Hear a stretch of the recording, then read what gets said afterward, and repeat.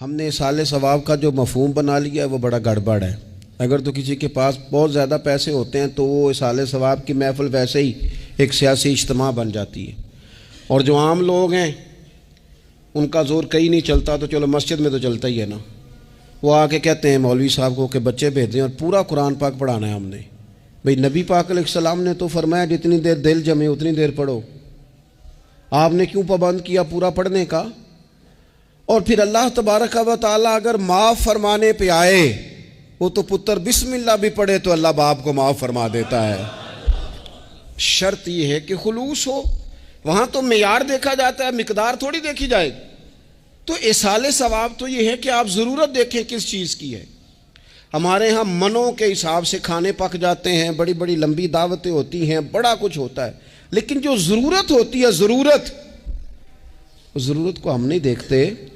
अगर आप कोई और काम ज़रूरत का करा देना, करोड़ों रुपया आपने लगा दिया ख़त्मात पे और फलां पे, और जिस कब्रिस्तान में आपने वालिद को दफन किया उसमें तो गरीबों के लिए मज़ीद जगह ही नहीं दफन करने की, तो ये अच्छा साले सवाब नहीं था कि कब्रिस्तान की जगह बढ़ाई जाती? ये अच्छा साले सवाब नहीं था कि मस्जिद का माहौल देखा जाता, इलाके के गुरबा पर नज़र की जाती?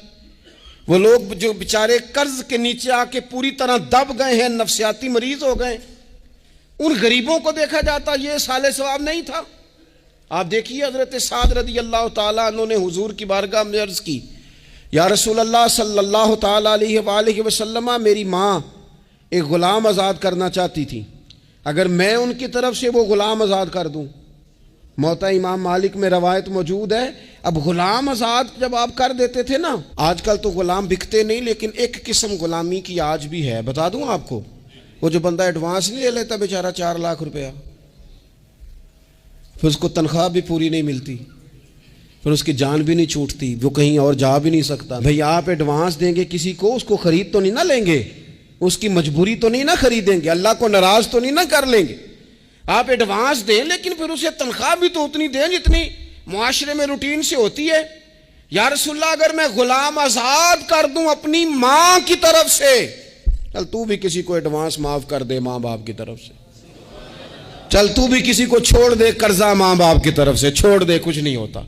रसूल करीम अलैहिस्सलाम की बारगाह में अर्ज की, हजरत साद ने, या रसूलल्लाह सल्लल्लाहु ताला अलैहि वसल्लम, अगर मैं अम्मा की तरफ से गुलाम आज़ाद करूं तो माँ को सवाब मिलेगा? हुजूर ने फरमाया, कर ना, मिलेगा ना तेरी माँ को सवाब, करना तुम, ये साले सवाब ये वाला है, साले सवाब करना। हजरत साद रज़ी अल्लाह ताला अन्हु ने एक मकाम पर यह भी अर्ज किया था, अबू दाऊद शरीफ में मौजूद है कि या रसूल अल्लाह सल्लल्लाहु ताला अलैहि वसल्लम, मेरी माँ का इंतकाल हो गया, उनकी तरफ से कुछ करना चाहता हूँ, क्या करूँ?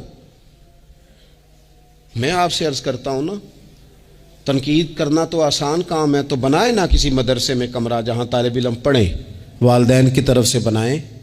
जाके देखो ना, ये बात करना तो आसान है कि अस्पतालों में एक एक बेड पे 4-4 लोग पड़े हैं, तो आप अपने वाली साहब की तरफ से अस्पताल में 2 कमरे बनवा देना, आपको 20 बेड पहुँचा देना। आप जाके बात करें किसी ट्रस्ट वाले से और किसी सरकारी हॉस्पिटल वाले से कि लाइनों में लगे हुए हैं लोग, हार्ट का पेशेंट जो बेचारा करीब हो जाता है मौत के और उसका टेस्ट ही नहीं हो पाता, मशीनें नहीं चलती, तो आके पढ़े ना। क्या ये काम नहीं है? दूर बैठकर तनकीद कर देना और थोड़ी देर तबसरों का मजा लेके चुप कर देना, ये तो कोई भी कर लेगा, लेकिन अमली इक़दाम किसने करना है? हजरत साद ने अर्ज की, हुजूर अम्मा चली गई है, उनके लिए क्या करूं?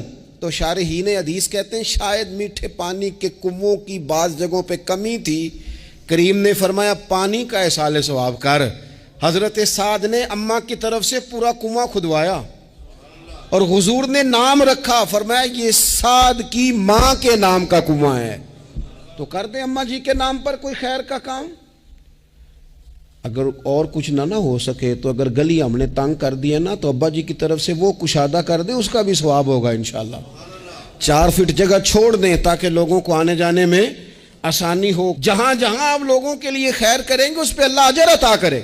तो इसाले सवाब की ये वाली सूरतें भी इख्तियार करें। फिर टाइम निकाल कर वालिदैन की कब्र पर जाएं और वहां हाजिरी दें। जो लोग मज़ारात पर जाने के शौकीन हैं वो ज़रूर जाएं, मैं भी जाता हूँ। और मैं आपको पहले भी कह चुका हूँ, मैं दाता साहब रहमतुल्लाह अलैह कभी भी इस तरह नहीं गया कि मैं जलसे पे गया हूँ, महफिल पे गया हूँ, किसी काम गया हूँ तो हाज़िरी दे लूँ। मैं समझता हूँ ये ठीक नहीं है। मैं तो दाता साहब स्पेशल जाता हूँ। मैं तो हज़रत बाबा साहब भी जब जाता हूँ तो स्पेशल जाता हूँ, और मैं जाता भी हूँ तो उनकी खिदमत दीनिया को, उनकी अज़मतों को सलाम करने जाता हूँ।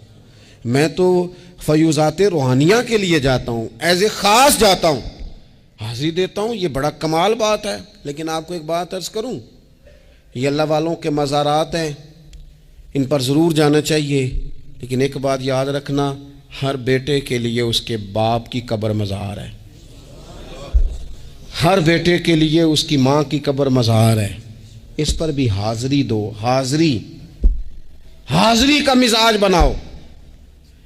यहाँ जा कर के ना हाज़िरी दे के आओ। मैं कब्रिस्तान से निकल रहा था तो एक दोस्त ने मुझे कहा, कहाँ हैं?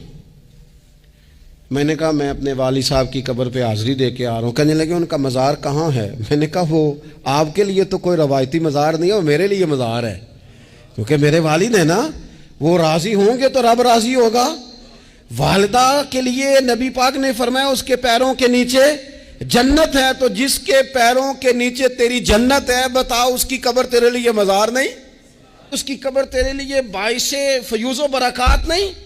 तो नबी पाक सल्लल्लाहु अलैहि वसल्लम ने फरमाया एक रवायत में, जो हर जुमे वाले दिन अपने वालिदैन की कब्र पे जाएगा, अल्लाह तबारक व तआला जाने वाले की भी बख्शी फरमा देगा।